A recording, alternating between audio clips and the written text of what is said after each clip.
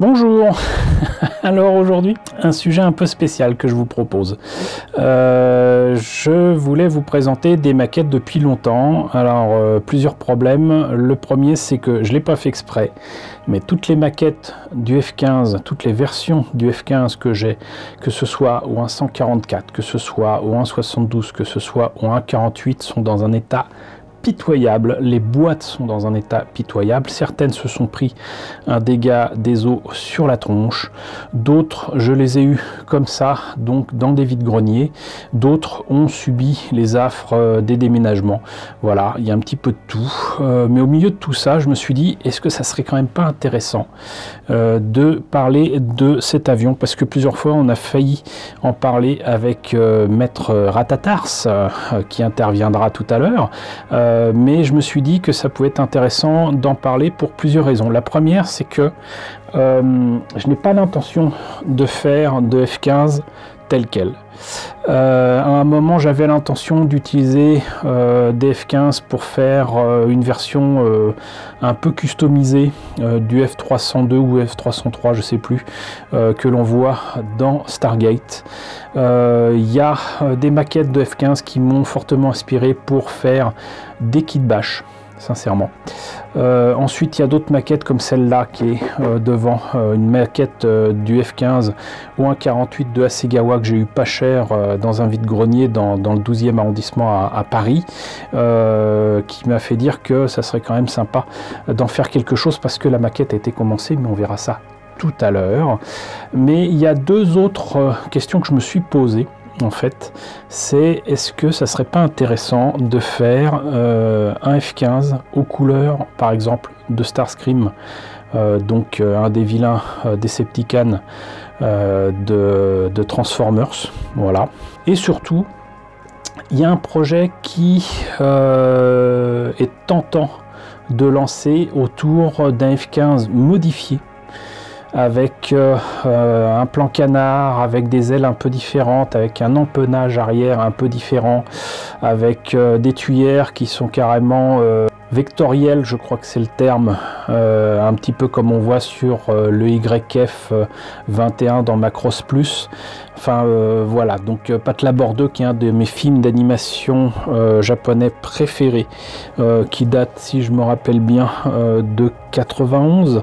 En tout cas, donc ça fait un bout de temps que ça traîne dans ma tête. Donc en plus, si on rajoute le fait que ça me permettra de vous montrer des différences à des échelles identiques entre différentes marques de maquettes, ça peut être intéressant, je pense. Par contre, ça risque d'être un peu long.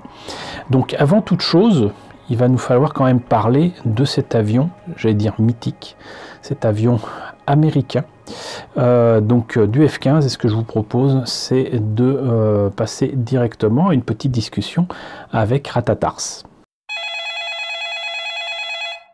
Allô Ratatars? Allô Yvan, Salut, ça va? ça va et toi?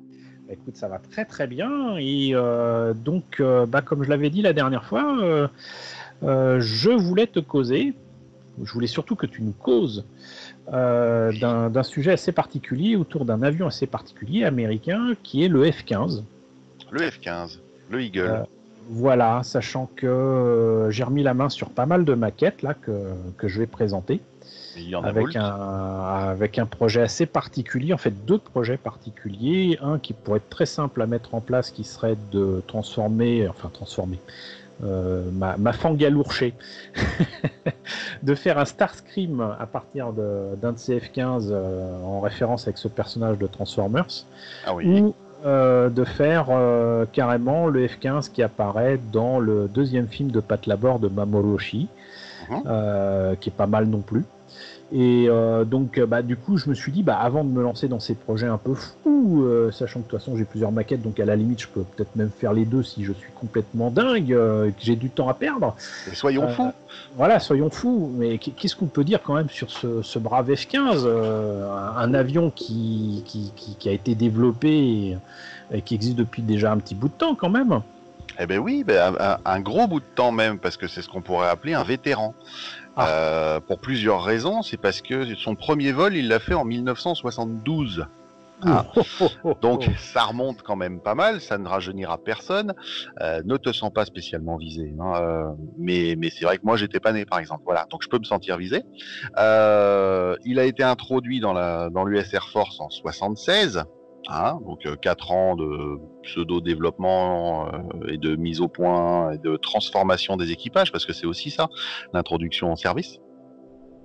Et donc, oui, ça devait quand même les changer du F4, quoi, pour ceux qui étaient habitués. Voilà, c'est ça. C'est-à-dire qu'en fait, il était censé arriver en tant que chasseur de supériorité aérienne, strictement. C'était la grande époque où ils avaient soi-disant retenu tout ce qui était leçon du Vietnam, d'accord. Donc le combat, le F4 qui était lui aussi initialement un chasseur de supériorité aérienne et qui s'est retrouvé à faire essentiellement du bombardement. Il faut pas l'oublier. Le F-15, la fiche technique avait déjà été émise dans ces années-là, hein, puisque c'était un design de 1967. Qui était censé être beaucoup plus maniable que le F4 pour un gabarit légèrement inférieur. Je dis légèrement parce que le F-15 est tout de même un gros appareil. Ouais. Sachant que il était prévu quand même qu'il puisse emporter quelques petites bombes. Alors, faut savoir qu'il avait quand même une grosse capacité d'emport, dans l'absolu. De mémoire, ça devait être entre 4 et 5 tonnes d'armement. Sachant que finalement, il a été plus utilisé comme chasseur bombardier, hein, le F-15, que comme chasseur pur. Les chasseurs, donc le F-15A et F-15B sont rentrés en service, donc le 15B c'est le biplace initial, sont rentrés en service en 76 et 77, donc ça fait quand même 44 ans. Ils ont depuis été soit relégués au stockage, donc sous cocon, hein, comme ils font à Davis-Monthan, notamment en Arizona, puisque ça peut éventuellement resservir, soit complètement ferraillé. Il n'y a pas eu de vente de ces appareils. Le F-15 a subi beaucoup de programmes de modification, comme celui dont on avait parlé avec le F-16 MLU. On a eu le F-15C, donc nouvelle version monoplace, qui est arrivé, donc on va dire fin des années 80. Meilleure performance, meilleure avionique. Alors meilleure performance parce qu'ils ont amélioré les contrôles, ils ont amélioré la réponse des servocommandes puisqu'ils fonctionnent avec des commandes électriques comme le F-16. Et le F-15D, donc c'est la version biplace. Et ensuite, ils se sont dit que comme ils ont beaucoup fait d'appui-feu avec, et notamment du bombardement tactique, notamment pendant la première guerre en Irak, hein, les F-15 ont servi à ça aussi, en plus des F-16. Ils s'occupaient à la fois de la couverture aérienne et d'un petit rôle de bombardement. Ils se sont dit qu'ils allaient faire une version dédiée qui est devenue le F-15E.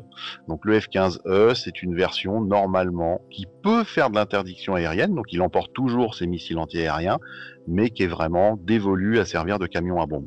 Voilà, donc une avionique plus poussée sur du suivi de terrain, une capacité accrue au niveau des emports de bombes, notamment parce qu'ils ont rajouté des pylônes au niveau de ce qu'ils appellent les conformal tanks, donc ce sont des réservoirs qui se fixent le long de la carlingue, qui étaient déjà développés sur le F-15B et F-15D, mais cette fois ils ont renforcé la structure, ils ont pu accrocher des bombes en plus à cet endroit. Voilà, donc c'est pour ça que souvent les F-15E, sur les côtés du fuselage, ils ont plusieurs bombes, alors que normalement ils en ont qu'en dessous. Voilà. Donc c'est un appareil qui est depuis un gros multirôle, hein, on en a parlé avec le F-16, il s'adapte beaucoup de missions en fait peuvent lui convenir, il est capable d'emporter aussi dans certains cas des missiles anti-navires, comme le F-16, mais bon clairement il n'est pas fait pour ça. Hein, pour ça, il y a le F-18 qui est beaucoup plus adapté parce que le radar est mieux, il consomme aussi un peu moins, il est plus ramassé, le F-18 il est plus petit. C'est pas forcément le F-15 qui est une des meilleures plateformes d'envoi de ce genre de missile, mais il est capable de le faire avec ses derrières avioniques. Il est toujours en développement. L'US Air Force a dit qu'il continuerait à voler jusqu'en 2040-2045. Ils sont sur le point d'avoir 2 nouveaux exemplaires du F-15EX, nouvelle version, nouvelle avionique, nouveau tout, nouveau moteur, bon voilà.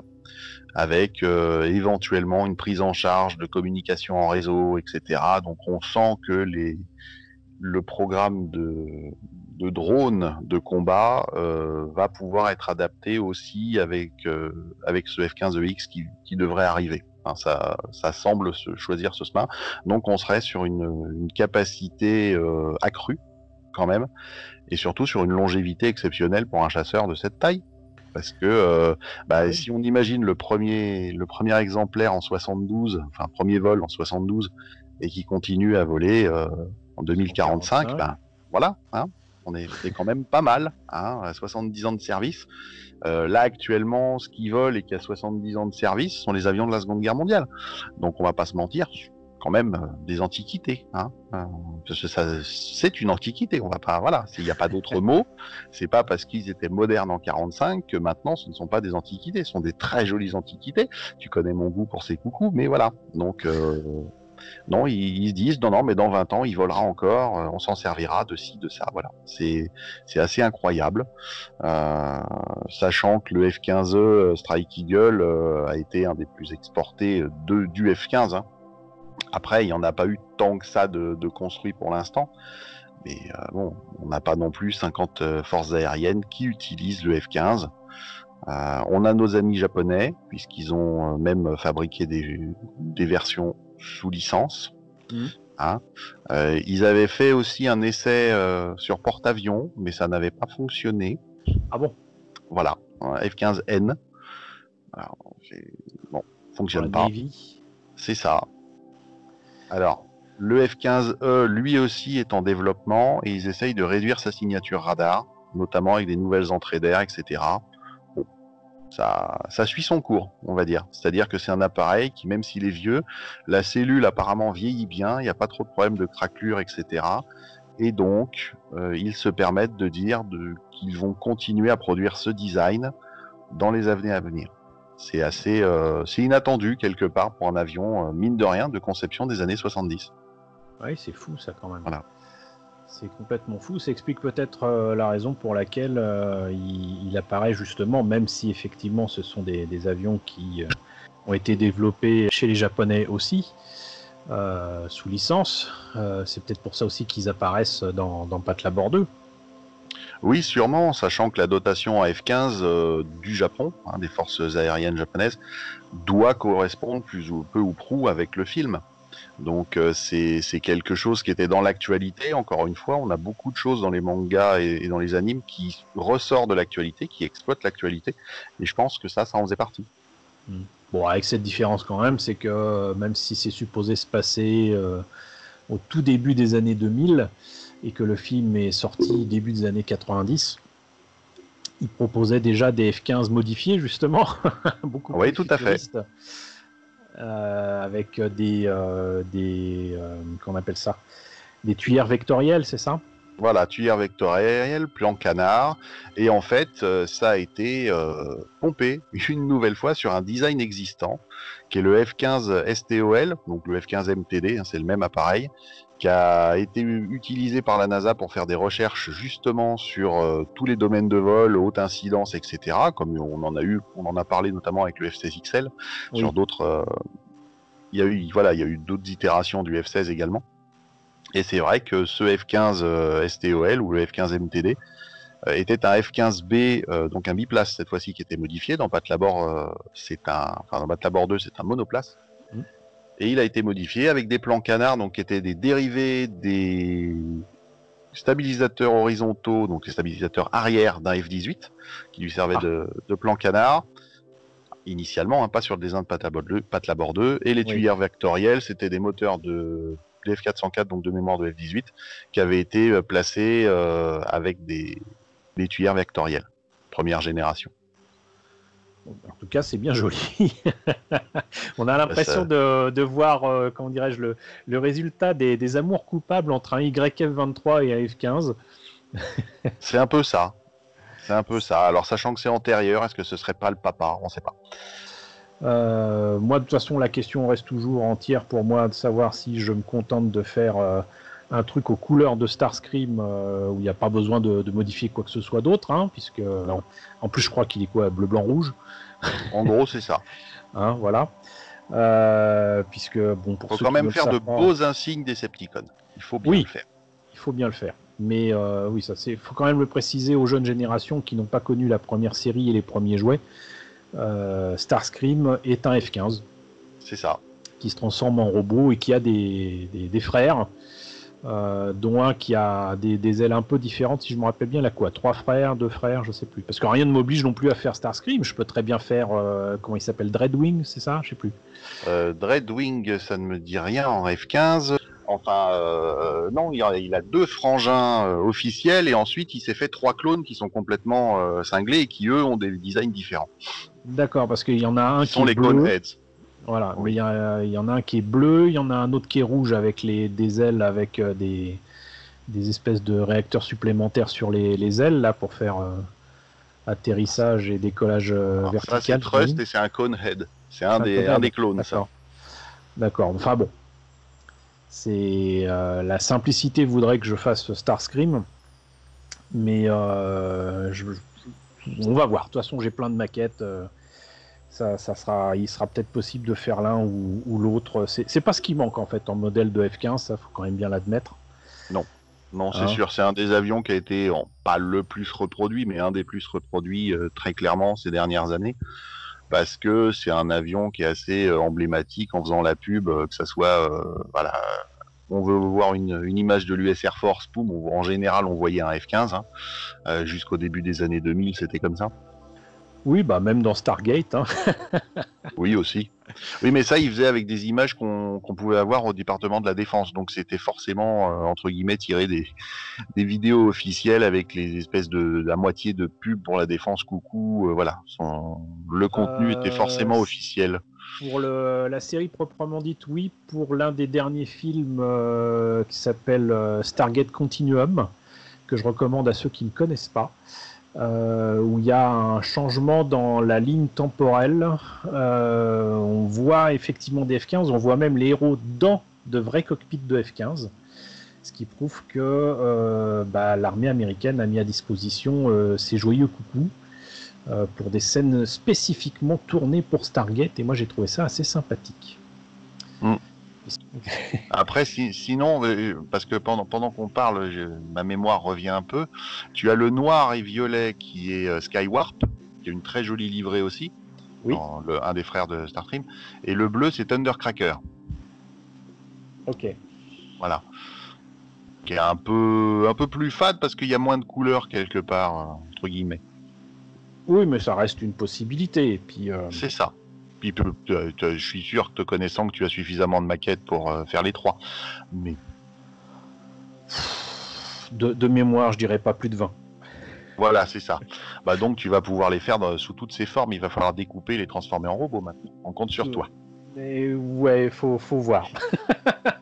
Je garantis rien. Cela dit, j'ai suffisamment de versions de ou 144 pour éventuellement faire ce genre de délire éventuellement, même si pour l'instant je n'ai retrouvé que la version F-15E Dual Role Fighter, où très clairement oui, là il est dans sa version bombardier. Hein.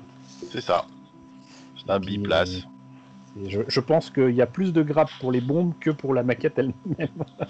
Oh, c'est possible parce qu'on pouvait en mettre pas mal dessous. Enfin, on peut oui, toujours, visiblement, si j'en juge par l'illustration. Eh bien, écoute, merci beaucoup, encore une fois, pour toutes ces précisions. C'est un plaisir. Je n'hésiterai pas, bien évidemment, à te rappeler dès que je remets la main sur un bel avion, et ça ne devrait pas tarder, parce que, si je ne me trompe pas, j'ai remis la main sur quelques avions expérimentaux qui ont servi pour les tout débuts de la NASA. Ah, ça, c'est sympa aussi. Voilà, ça nous permettra de parler un tout petit peu aussi de l'homme qui valait 3 milliards. Oui. Ça, c'est du avec les lifting bodies. Voilà. Eh ben, écoute, merci beaucoup. Et puis à très bientôt. Merci à toi. À bientôt. Ciao, ciao. Eh bien, merci Ratatars pour toutes ces précisions. Voilà, vous savez tout sur l'avion. Maintenant, on va tenter de parler des maquettes et tenter de voir ce qu'il est possible de faire. Et je vais déjà répondre à une question. Vais-je faire Starscream? Vais-je faire un F-15 de Patlabor 2? En retrouvant toutes ces maquettes, ça me semble désormais évident que en fait je peux faire les deux versions. Le tout est de savoir si je veux me compliquer la vie et faire quelque chose de très joli et de très fin et de très bien fait avec des kits comme celui de Hasegawa ou un 48, parce que vraiment il y a des détails de fou dans cette maquette. Ou est-ce que je veux me simplifier la vie et faire quelque chose de rapide mais efficace avec un kit simplissime, que ce soit le F15 de Revell ou le F15 de Dragon. J'ai plein de kits F15 à disposition. S'il y avait besoin, ça fait partie des kits aussi qu'on peut trouver maintenant assez facilement, et je dirais même que avec le temps, les maquettes modernes de ce type là s'améliorent avec le temps. C'est quand même ça, c'est la grosse différence avec les kits que je prends d'habitude avec moi et que je trouve ici et là, c'est que contrairement à des kits de SF ou des kits de fantastique, les kits d'engins comme ça, réalistes, qui viennent de la réalité, le fait est que si vous prenez de vieux modèles comme ici, donc ce vieux F15 ou un 48 de Revell, il y a tout à parier que la qualité des pièces n'a strictement rien à voir, et que la qualité est bien en dessous de ce qu'on peut avoir chez Hasegawa, mais ça on verra ça tout à l'heure. Mais le fait est que du coup, quel que soit le projet autour d'un F15, il y a tout à parier qu'il soit facile non seulement de trouver un F15, mais facile aussi d'en trouver un de qualité. Donc ça change absolument tout, c'est-à-dire que je n'ai pas à me dire si j'utilise ce kit pour faire Starscream, si je fais ce kit dans la version Patlabor 2, et ben du coup j'en retrouverai plus. Ça va être difficile à trouver, ou alors à des prix de dingue. Ce n'est pas le cas. Donc du coup j'ai toute liberté pour faire l'un ou l'autre des sujets, voire les deux, voire même les deux à différentes échelles. Et c'est ça qui est amusant. Donc ce que je vous propose, c'est qu'on se lance immédiatement sur les échelles les plus grandes, à savoir les F15 au 1.48.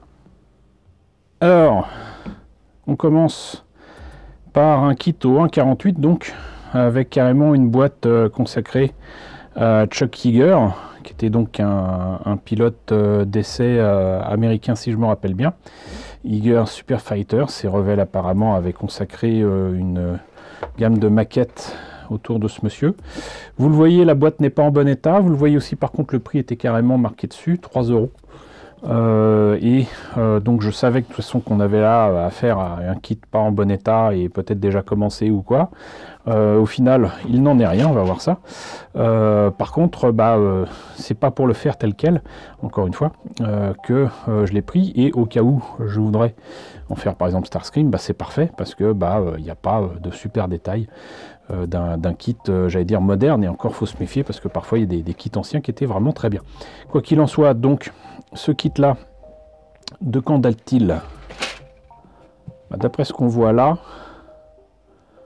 86-87, voilà, donc ça nous rajeunit pas, mais bon, donc c'est encore une fois un achat que j'ai fait dans un vide-grenier, j'en suis bien content. Là vous avez la notice de Revell pour le F15A, donc logiquement le premier F15 qui était sorti, logiquement, hein. Vous voyez que pour les consoles, ils s'étaient pas fatigués à faire des trucs en relief, fallait mettre, j'imagine, les décalcos. Ils sont-ils d'ailleurs les décalcos? Je ne crois pas. Par contre, là, il semblerait qu'il y ait une pièce, j'imagine, transparente, où on pouvait mettre la décalco, je ne sais pas. C'est assez étrange, mais en tout cas, il y avait des décalcos à mettre là-dessus. Hop, et c'était donc monoplace, hein. On voit que le montage semblait extrêmement simple. Et la simplicité de ce kit, très sincèrement, justement, mène à l'idée que ça aurait pu être un excellent Starscream. Voilà. Et vous voyez que donc les pièces sont quand même assez imposantes. Je ne vois pas d'ailleurs de décalco. Peut-être les avais-je mis de côté de toute façon. Mais là c'était encore sous sachet.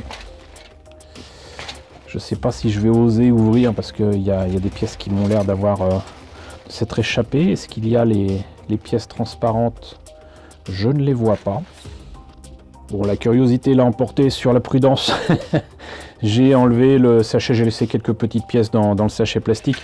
Mais vous voyez que donc c'est pas super précis quoi. Ça c'est donc l'étuyère. Exhaust. Hop. Mais quand même, vous voyez la taille donc du nez de l'appareil. Est-ce que c'est... Bah oui, les détails sont en plein, très clairement. Il n'y a pas de pilote. Donc c'était déjà atteint de revélite à l'époque. Et la carlingue, le nez de l'appareil ici.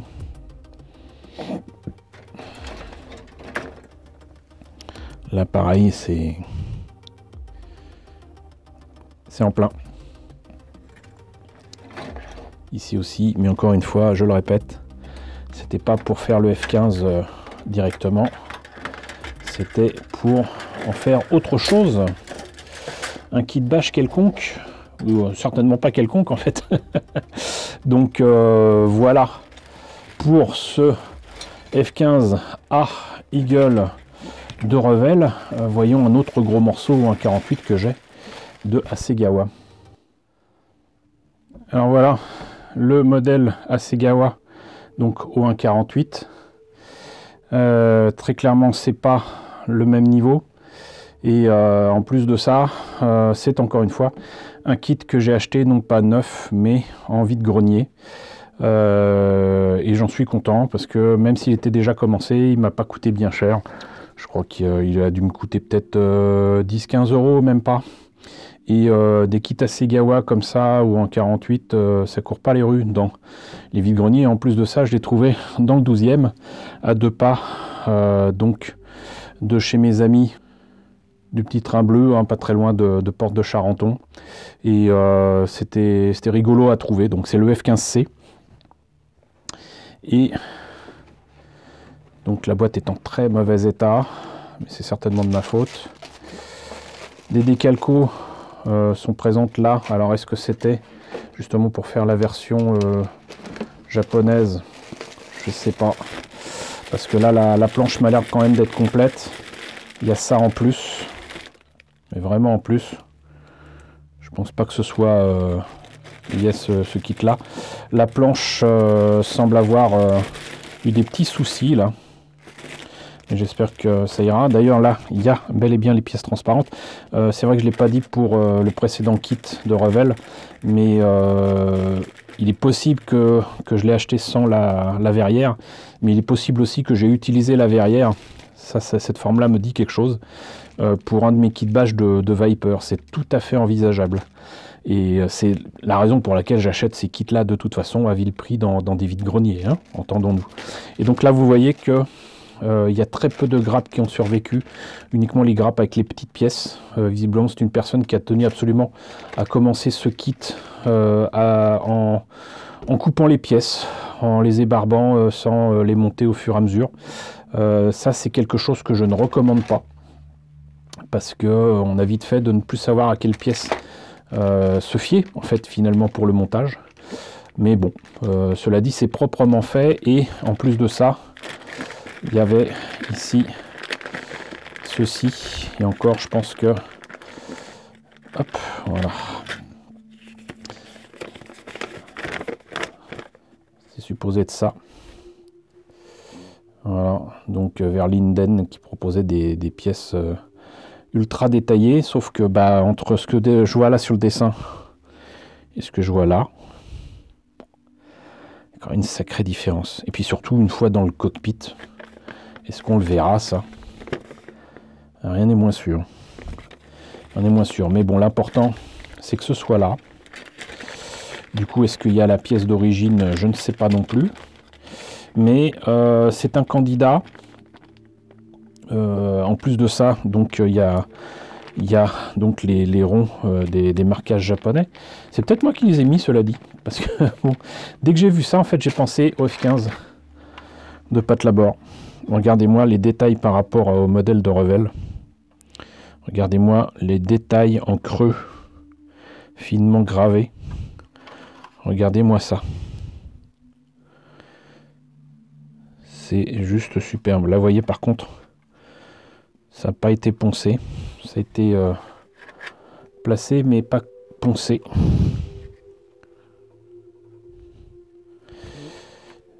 Mais là aussi, le montage m'a l'air d'être fait avec, comment dirais-je, enfin, tout un art, quoi.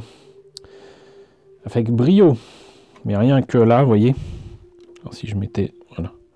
Non, pas ça. Voilà. Vous voyez comme c'est beau, déjà. Et là, donc, il y a les ailes, l'empennage arrière. On va comparer là un petit peu, justement, les exhausts de la Hasegawa avec ce qu'on a vu tout à l'heure avec Revell. Ça n'a rien à voir. Hein. Ça n'a strictement rien à voir. C'est pas la même époque non plus, hein, cela dit. Donc, enfin, on va voir. On va vérifier, justement.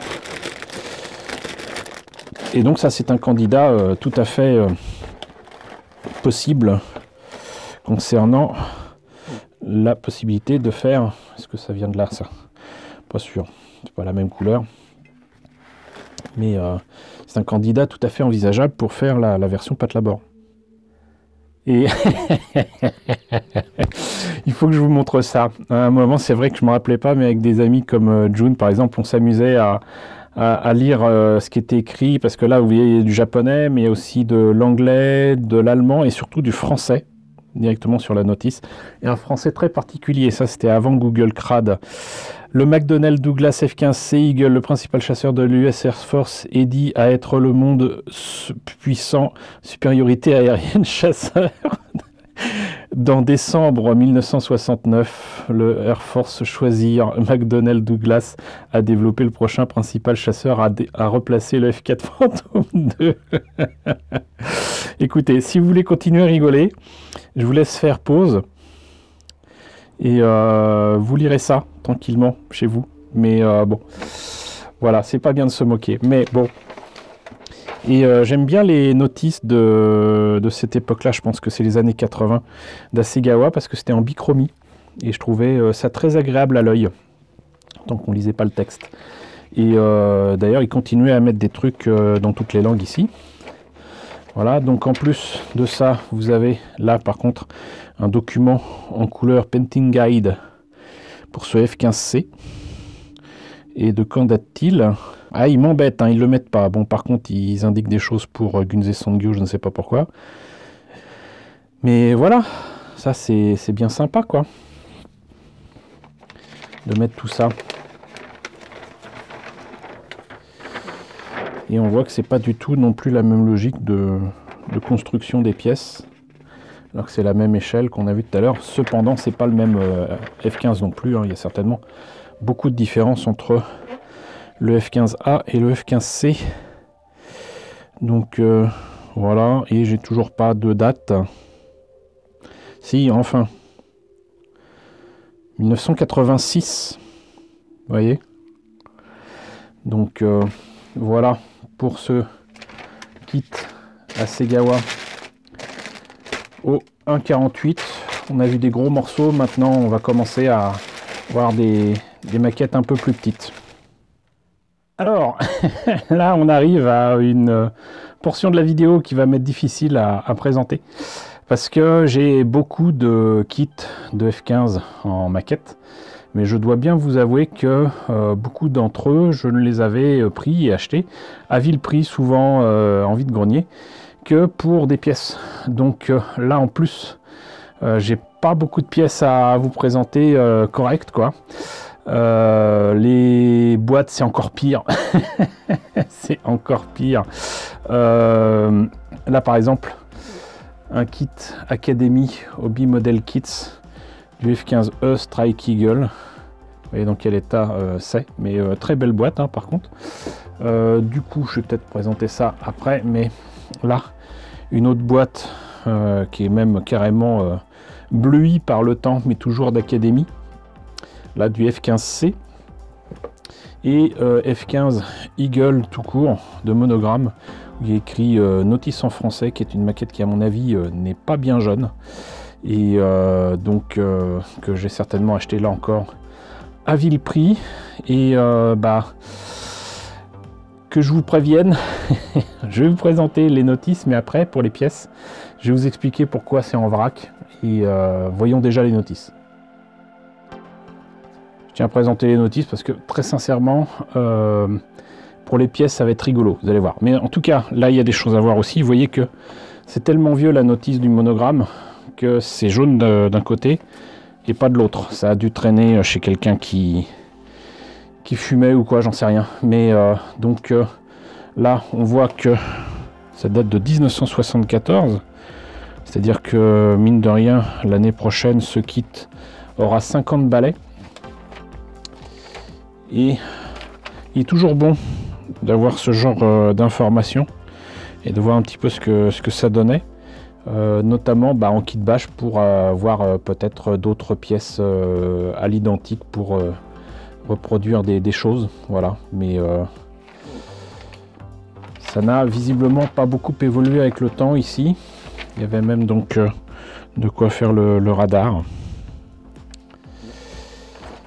Et effectivement, notice en français, dactylographié, et on peut voir en plus, c'est ça qui est rigolo, c'est qu'à l'époque donc Monogramme et donc Mattel, c'était CJ Arbois Modélisme qui distribuait les kits Monogramme. Et moi ça m'intéresse beaucoup, ce genre d'informations, parce que si le kit date bel et bien de 74, j'imagine que ça a été donc du coup peut-être proposé vers la fin des années 70. Là je vois qu'il est écrit qui pourrait survenir jusqu'à l'année 1980, donc non, ça parle de ce qui était prévu pour le F15, mais voilà, donc ça c'est des informations importantes.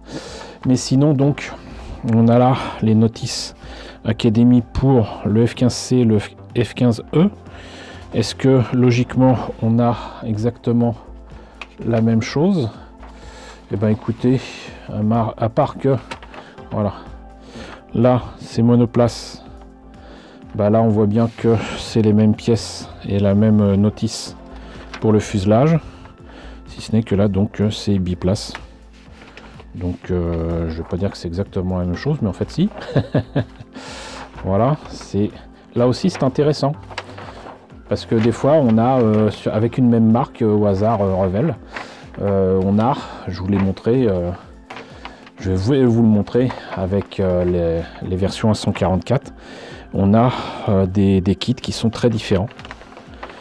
Mais là, visiblement, c'est pas le cas. Donc maintenant passons aux pièces et rigolons un bon coup. Et voilà pourquoi on ne peut que rigoler face à tout ça, parce que toutes les pièces sont mélangées. Beaucoup étaient déjà dégrappés. Et pourquoi? C'était pas nécessairement comme ça quand je les ai achetés. Mais comme vous le savez, donc je fais des kits bash. Je fais des tas de maquettes, des tas de machins. Et là on voit bien par exemple que ça a été découpé là. Mais le truc, vous voyez, c'est que c'était visiblement peut-être même là. Voilà. C'était là comme ça. Et j'avais dans l'idée certainement de réunir les deux pièces comme ça, d'essayer d'autres trucs, des machins et tout. Pourquoi? C'est que déjà il y a le kit donc de Monogramme qui aurait pu être intéressant. Et comme vous voyez, les pièces sont très différentes. C'est pas celui-là, pardon. Les pièces sont très différentes entre les pièces Monogramme, voilà, et les pièces Académie. C'est le même engin, mais c'est pas du tout les mêmes pièces. Et pourquoi je voulais en faire quelque chose d'autre, c'est que simplement j'avais dans l'idée de le transformer en F302, si je me rappelle bien, donc l'engin qu'on voit dans Stargate SG1, voilà, tout simplement. Et puis j'ai mis ça de côté parce qu'au final les proportions ne me convenaient pas, que ce soit pour l'envergure des ailes, d'autres détails et tout. Donc j'ai mis ça de côté, mais ça n'en reste pas moins des F15. Et vous voyez que Donc on en revient à ce que je disais, à savoir que ces kits là, on peut en trouver plein encore, et de même de bien meilleure facture. Et donc s'il me prenait l'envie de faire Starscream ou le F15 qu'on voit dans Patlabor, et je pourrais quand même le faire. Voilà, ça n'a rien de grave. Et du coup, ce truc là, ça deviendra quelque chose, un jour ou l'autre. Mais le fait est que du coup j'en ai plein. Et j'ai plein de projets autour. Et c'est tant mieux. Donc maintenant voyons un petit peu ce qu'il en est pour les kits plus petits encore, au 144. Allez, donc les kits les plus petits de F15 que j'ai, c'est du 144, hein, voilà. Et on va en profiter justement pour rappeler que, a priori, j'ai déjà présenté ce kit là que j'avais trouvé à Action.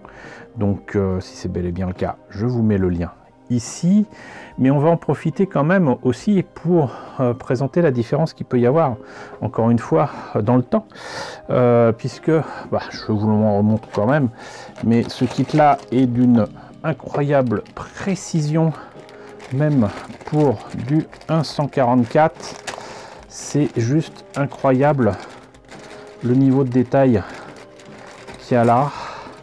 Et pourquoi je vous montre ça d'ailleurs, c'est pas totalement innocent, c'est que vous voyez donc là le niveau de détail, et c'est simplement que là a priori on a quand même un kit donc Dragon qui est là aussi. On en profite pour rappeler que pour gagner la place vous pouvez mettre des maquettes dans des maquettes, c'est ce que j'ai fait ici.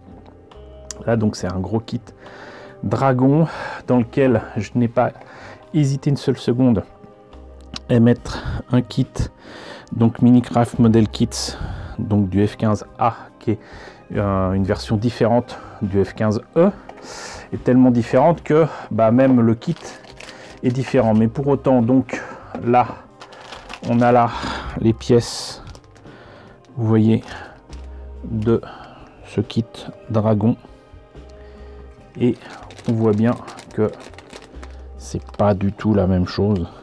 Là il y a déjà des détails sympas, mais là ça casse tout, vous voyez.